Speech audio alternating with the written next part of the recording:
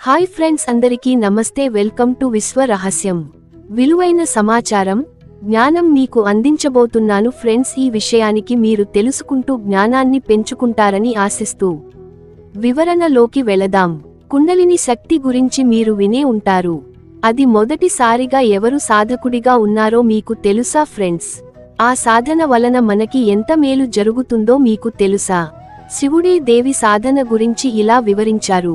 ఈ సాధన చేయడం వలన పరమాత్మలో లీనమైపోతారు. పరమాత్మ మీలోనే ఉన్నాడని తెలుసుకుంటారు. ఆ స్థితికి వెళ్ళినప్పుడు మాత్రమే నీవు ఎవరు అనేది నీకు తెలుస్తుంది. మొదటిసారిగా కుండలిని శక్తిని సాధన చేసిన వారు ఎవరో పార్ట్ 1, పార్ట్ 2 వీడియోలలో చూద్దాం రండి.